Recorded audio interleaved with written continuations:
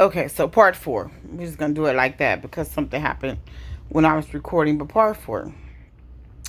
So we're going into pre-op with my mom for her to get ready to have surgery. Well, we're sitting there, and her feet started doing like this, and like then it straightened out. She started having a seizure, like right there, and they made us get out. Then she started having a heart attack,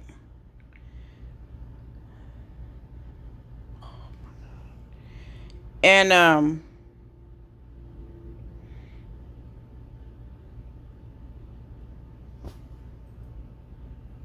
okay, hold on, y'all, give me a second.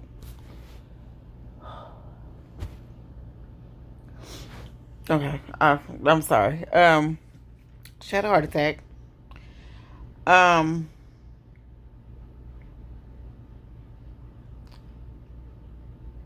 they were. I don't even remember. They did the surgery. I think I don't even remember. Um, she stayed in the hospital for a while. While she was in the hospital, she had a fall. Well, then it started seeming like she was getting better. When I would go visit her and stuff, it seemed like she was getting better. Now, all this COVID had started, and so then they started tripping about visitors at the hospital right when she got out. So when she got out, though, she couldn't walk. So they sent her to supposedly a rehabilitation place. So I go to the rehabilitation place every day. We're going to go visit her, take her food, this, and that. But this place is horrible. Like, they had her in a hospital bed that didn't have any side rails. So she had, like, fell out the bed a couple of times. We had to, like, put stuff to, like, barricade her, like, to where she would fall. She wouldn't hit the floor. They were supposed to be doing therapy. She had been there a whole week. She hadn't took a bath. They hadn't did no therapy on her, and her legs were in a lot of pain. So they just giving her, like, all this pain medicine, which, when you take so much pain medicine, it makes you constipated. It was just, she wasn't able to go to the bathroom. It's just like something.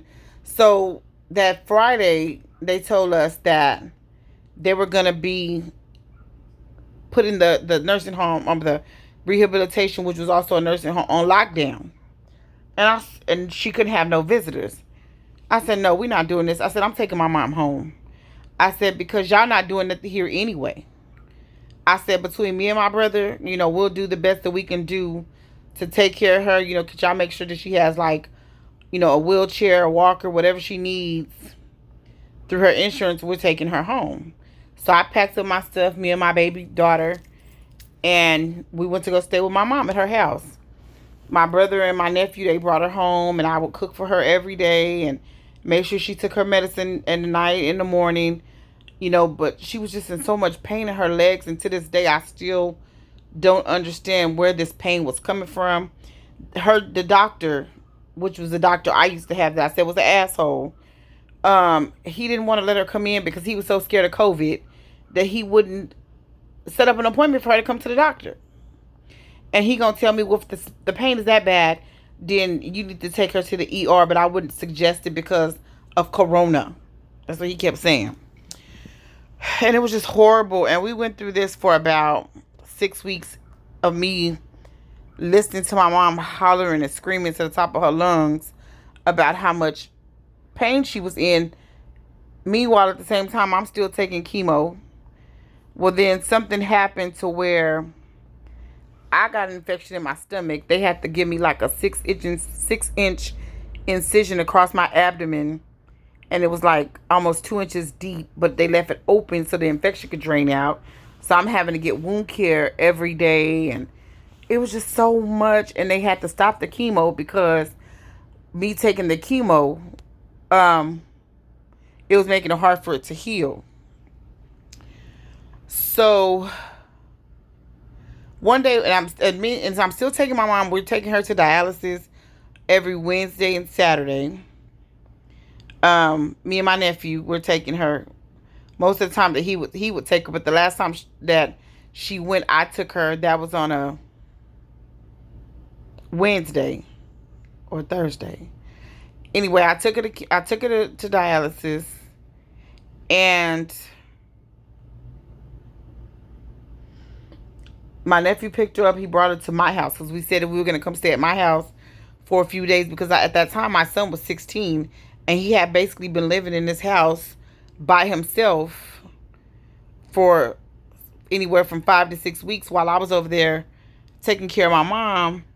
He was here, and I would just get up in the morning, take them to school, come back. Just, it was a lot. It was a lot, trying to take care of me, trying to take care of my kids, take care of my mom. It was a lot, but I just did what I had to do because my mom always took care of us. Um, that Friday and that Thursday was hard. She was laying in my bed. I laid on side of her and I just started crying. And I remember her saying, "Why are you crying?" And I told her, "I just want you to get better. I just want you to get better."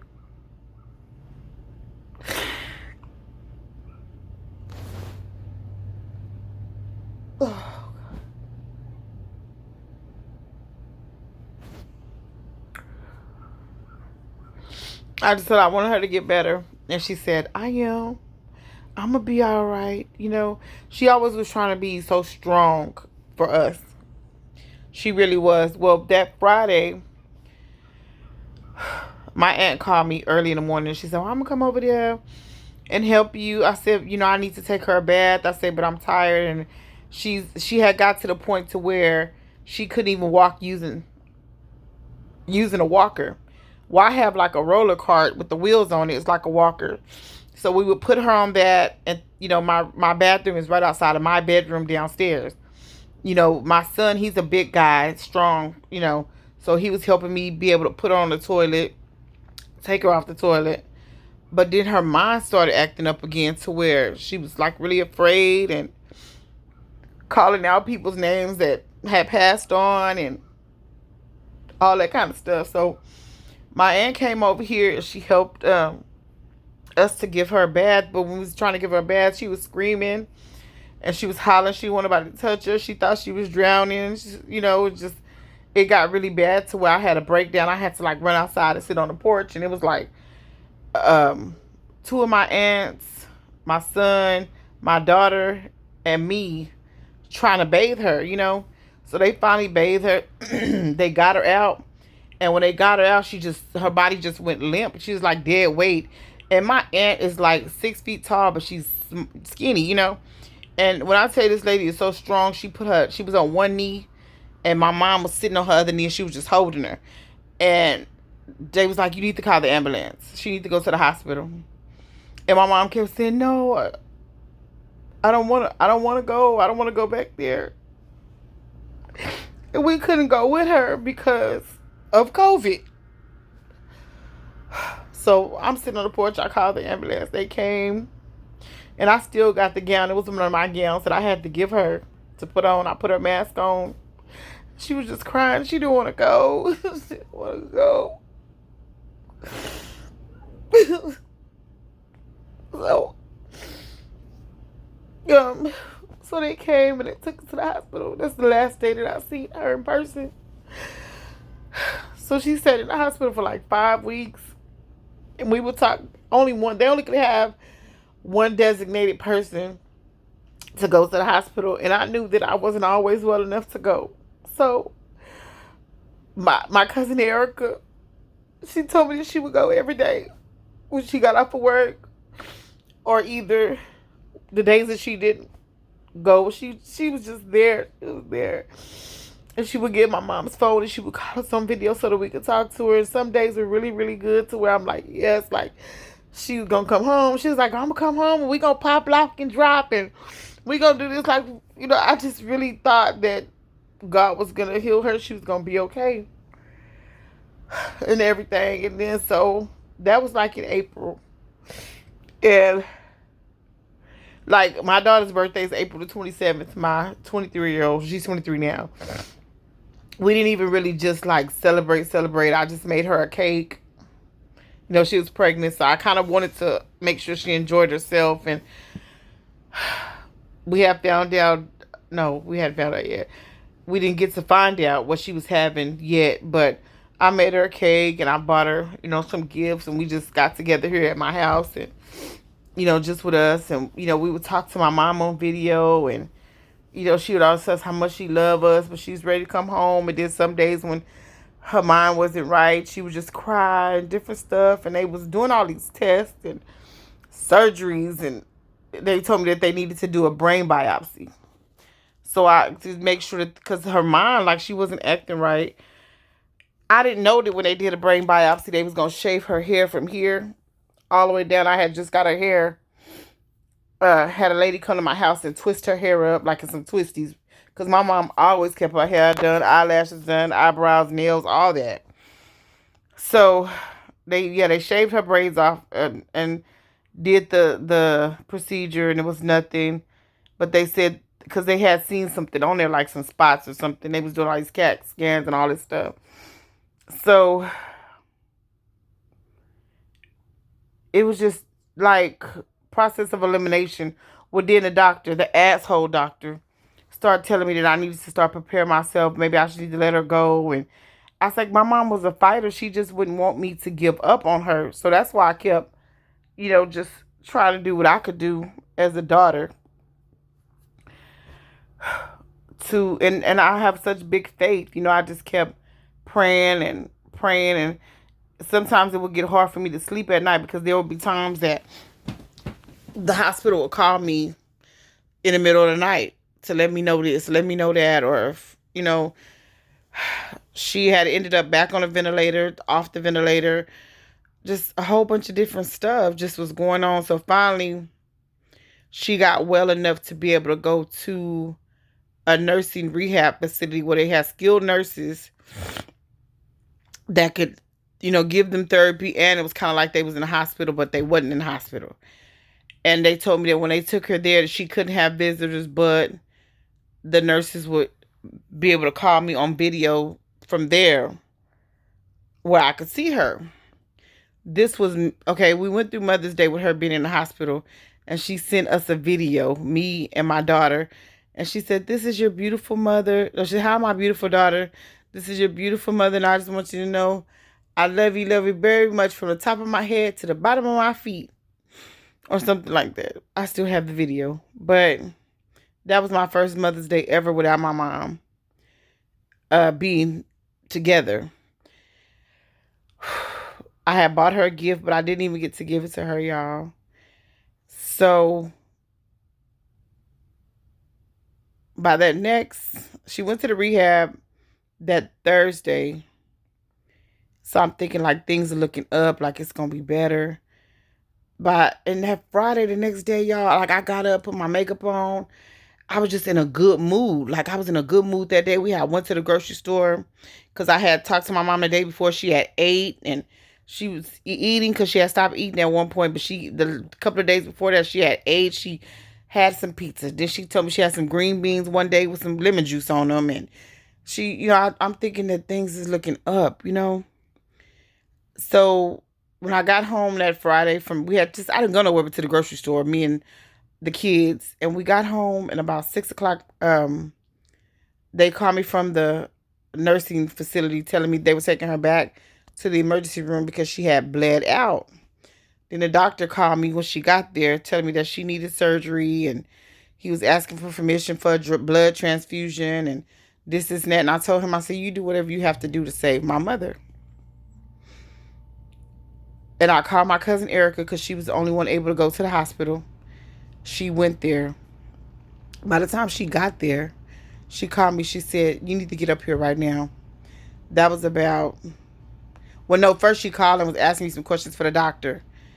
And then about 9 something, she called me. She said, "You need to get to the hospital right now." I'm shaking in my boots. Shaking. I threw me on a dress or something. I don't even remember. Stopped, picked my son up from work because he was getting off at 10. We go straight to the hospital. I called my brother. "You need to come to the hospital." He completely lost it. We got to the hospital. They put us in a room. The doctor came in. He had blood all over his scrubs. He said they had been working on her for 40 minutes. What do you want me to? He said, Miss Mills, we've been working on your mother for 40 minutes. What do you want us? What do you want us to do? He said, I've tried everything. I've given her blood. We've shocked her. We did everything. Nothing is working. What do you want me to do? I said, just let her go. I said, she suffered so much already. Just let her go. Just let her be peaceful. It's too much already. And my brother, he started screaming, you better let my mama die. You know, he ran out of there like. But honestly, in that moment, I felt relief. I felt peace. Because my mama was not living. She was physically here, but she wasn't living because my mama couldn't even walk anymore. And anybody that knew my mom, she was so independent. I'm talking about, she took care of us, and we grown. Like, anything we needed, she would drop whatever she was doing for me, for my kids, for anybody. That's just what she was, a nurturer. She was a provider. She was a shit talker. Like, she was so a hustler. She was about that life. Like, get it. My mom was a cook her whole life. You know what I'm saying?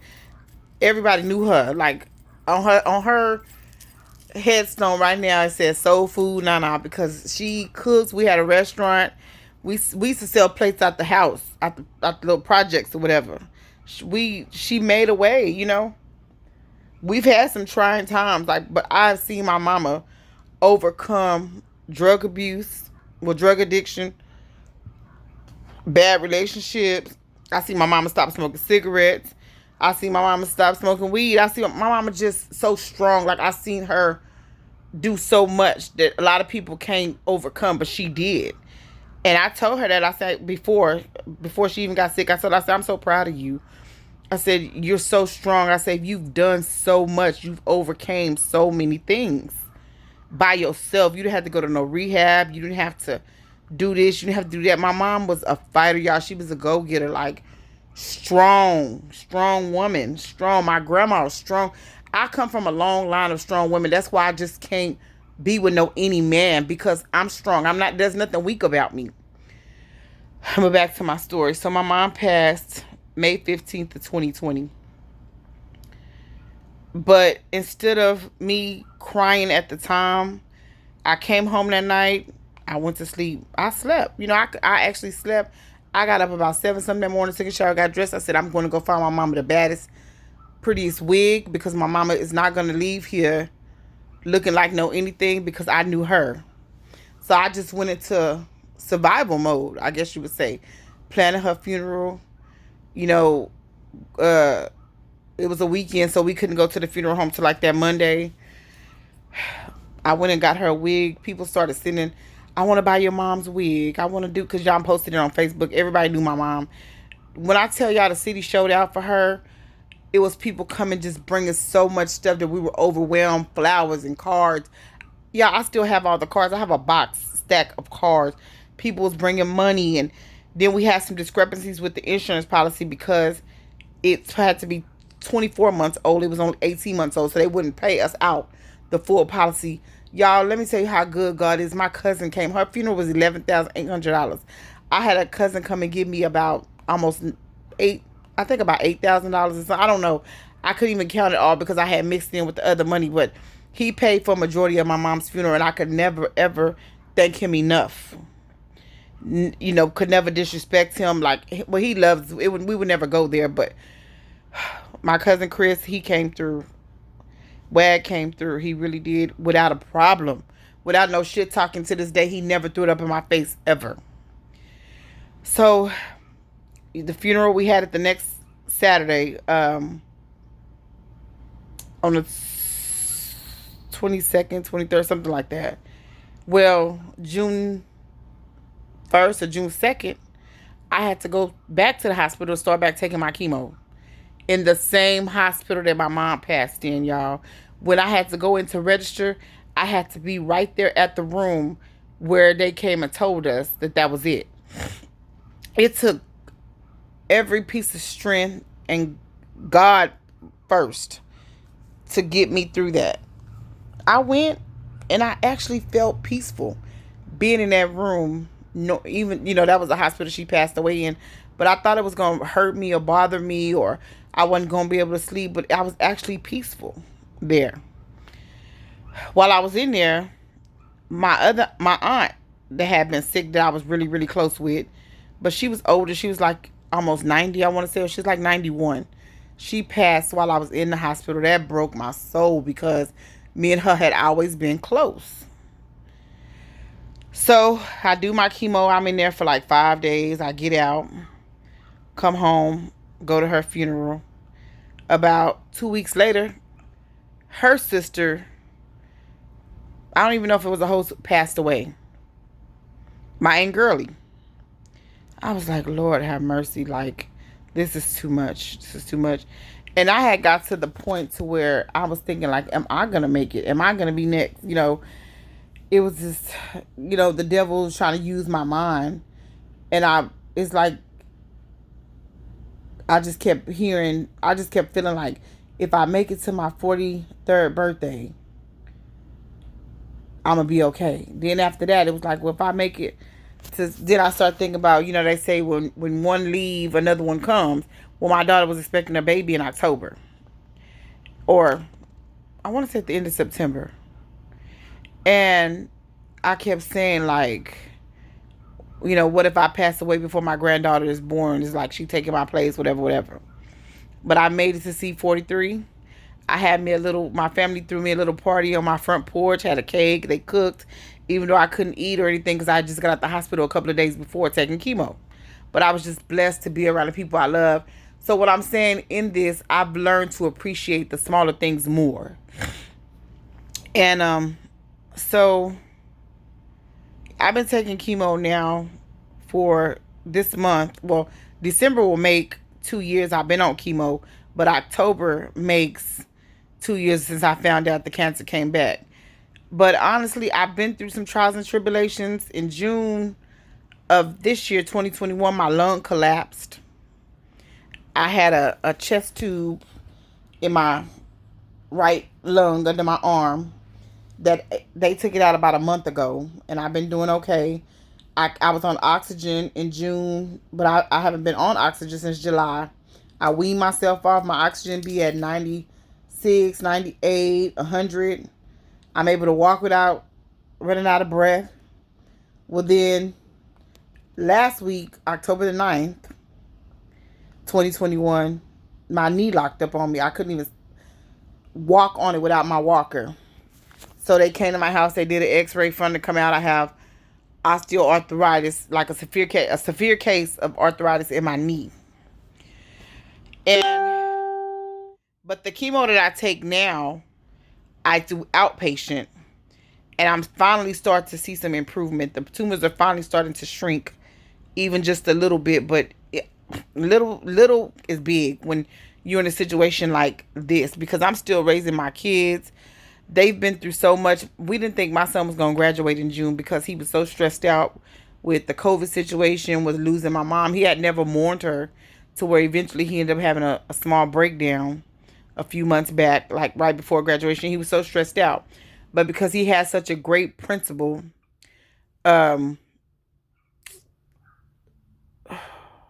this man would come to our house to make sure we were okay. He would call, do we need anything? He told my son, we're going to get you across the stage. You're going to graduate. He helped them do their makeup hours. Well, not helped them, but, made sure they went. Excuse me. Everything. I ordered his cap and gown. And I got out the hospital. I went to the hospital June the 1st for my lung collapsing. The graduation was June the 5th at 2 o'clock. I got out the hospital June the 5th at 11 o'clock. Had to come home, hurry up, take a shower, get dressed, fix my hair and all that stuff. I had to go to graduation in a wheelchair with oxygen, but I was there, and I cried, y'all, to see my son, my baby. Oh my God, to see him walk that stage, I cried, happy tears. I bought him a little thing to go with his tassel. It had a picture in it of him and my mom, and this little glass thing that he can wear, because since she couldn't physically be at his graduation, I wanted to make sure that she was there with him. And it was so nice, and we've had a rough, I really want to say the last rough 3 years, but God has never failed to show up. He's always been there, because even though we've had some rough times, we've still had some happy times. I just lost my cousin, but he was like my brother, because it was him and his brother, and then me, the three oldest grandkids. I'm the oldest granddaughter, but me and him was like this. And he passed away due to COVID, August the 30th. My birthday's August the 27th. He passed away August the 30th.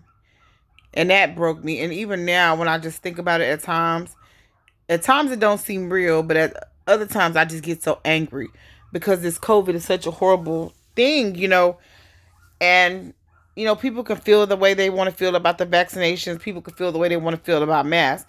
But at the end of the day, people are dying, you know. And I've seen it firsthand with a couple of people, but mainly with my brother, cousin, whatever you want to refer to him to. When he passed away, that just, oh my gosh. And it's people just steady going. It's just been a lot. But I know that God is holding me. I feel in my heart that he's going to heal me. So I'm not going to give up. I'm not going to give up. I'm going to keep pushing, keep living my, reaching for my dreams, which I have a lot of dreams. I'm in the process of, I wrote a book. I'm just not finished editing it yet. So I want to be able to put Arthur under my name. I love to style people. I love to dress. I love clothes. I love makeup. I love life. I love jewelry. I'm a paparazzi distributor or salesperson, however you want to say it. And I just love to be happy. So I try to snatch any little happiness that I can. Red lipstick is my thing right now. That's what makes me happy. Just different things. You have to find what makes you happy. If it's a cute little purse, if it's a little pin, if it's some earrings, whatever you can put on that day that you know is going to bring you some joy, do it. Don't worry about what other people think about you, because at the end of the day, when stuff goes down, when something happens, I'm going to say it like that, it's you and God. For those that believe, I believe, it's you and him. When I was in that hospital a lot of times and I couldn't have any visitors, it was me and God. And he kept me. There's been times that I almost lost my mind up in there. One time I had a breakdown, and it was this lady that I've never seen anymore. And they have, on the chemo floor, it's always, the cancer floor, it's always the same nurses, same housekeepers, same doctors. Everybody's the same, because that floor is just for that. I had never seen this lady. I started having a breakdown. I was screaming at the top of my lungs and crying. That lady came and grabbed me, and she just started praying with me. And it relaxed me. Like, I swear, I think this was an angel, y'all. And I always have said that, and I will say that. And it calmed me all the way down. I never seen that lady again. But just the look, that was an angel. Like, nobody can tell me nothing different. But I will continue to live and to push towards my dreams, and to be a role model for my children, and to continue to have strength and keep living and inspiring. That's what I feel like God put me here in this position to inspire other people, to let people know, no matter, it's not what it looks like. It's not what it looks like, because it can be the worst, but just in the nick of time, God will show up and show out. And I believe that. I've seen it. I swear I've had friends that have been almost about to be pronounced dead and made a full recovery. And I'd seen this person the other day, and that's just God reminding me of his power, of what he can do. Now, I still cuss sometimes. I like to, listen to my music and turn up, but that's just me. I'm not going to fake who I am. But at the end of the day, no matter what I do, no matter what I say, no matter how I act, I know whose I am. I know what I am. And I know that Jesus Christ died for us, for our sins. And I believe that with all my heart. My kids know it. We go to church faithfully. Not saying every single Sunday, because sometimes I don't feel good. But when I can make it, I'm there. I listen to to sermons every morning. And I'm not perfect, but God never asked us to be. He never asked us to be. So I live my life. We live our lives, but we do it in the most respectful way. I always try to be good to other people because you never know when you might be entertaining the angel. You never know when you may need somebody. So I always try to do my best to be nice, to encourage, to inspire, to love. If you feel some kind of way about somebody, tell them. Even if they might look at you like you weird or like you're strange or like what the hell is wrong with you, tell them anyway, because you never know, that might be your last chance to tell them. I just seen my friend a month ago. 3 weeks later, he didn't die from COVID, and I really liked this dude. Like, I mean, I couldn't be with him because I know he was a 304, as we're gonna say it like that. But I liked him, and we were really good friends. And he died from COVID about a month ago. Well, not even a month ago. About 3 weeks ago. Because I seen him about a month ago. So like a week after I seen him, or 2 weeks, something like that, he passed away. And that hurt. It hurt too. Death hurts. Even though that's something we can never avoid. But it hurts when somebody you care about, passes away. So if you feel some type of way about somebody, if you like them, you love them, or you just want to tell them they pretty, or you want to encourage them, don't be embarrassed to give somebody a compliment. Don't be embarrassed to encourage somebody. So you might need to be encouraged. God wants us to have respect for each other, love for each other. Love. Love. I've fallen out with people, but I made amends with them people. I don't have an enemy, not one, because I was the bigger person, and I made amends because I know, not because of them, not because of me, but because of God. That's what He wanted me to do. And that's what I chose to do. And I'm not embarrassed, because God is not embarrassed to love us. We're not embarrassed. What I don't understand is that women will have men that cheat on them, beat them, or men will have women that cheat on them, steal their money, do all kind of stuff, and they can forgive them. But then you have friends and y'all fall out, or family members, y'all fall out, but you don't want to forgive them. I don't understand that. I never have and never will. But I'm going to end this with saying that life is short. You never know what tomorrow is going to bring. You don't ever know if you're going to be the one sick. You don't ever know if you're going to be the one homeless. You don't ever know if you're going to be the one without transportation. You just never know. You don't have control. You can work your butt off and up and lose your job and lose everything you have and be homeless. But one thing for sure that you will never lose, and that's the love of God. That's Jesus. So you have to hold on to that and just try to do right by people. God forgives us 7 times 70. We've all done some grimy, or probably some grimy, some bad. We've all sinned. We've all fallen short. But God always forgives us. So who are we? We ain't better than Him. Who are we not to forgive others? That don't mean you got to fool with them. You ain't got to be BFFs. You ain't got to go over their house. You ain't got to hang out with them. But you have to forgive. If you want to go to heaven when you leave here, you have to forgive. And I believe that. And I'm not a Bible scholar. I don't know everything that's in the Bible. I don't even hardly read the Bible. I read scriptures, the different scriptures, and listen to sermons. So that's how I learn a lot. But at the end of the day, one thing I do know is that God wants us to be good to people. So that's how I live. I might not be the best Christian. I think I'm a pretty good one, though, because I love God. I love people. But I just try to be good to people. I try to help people, even in my situation. My mind is always trying to figure out how I can help somebody else, even if it's just praying for them. Because helping people doesn't always have to be financial. Helping people doesn't have to always let people come live with you or use your car or whatever. But a prayer goes a long way. I've seen it time and time again. I see it almost every day.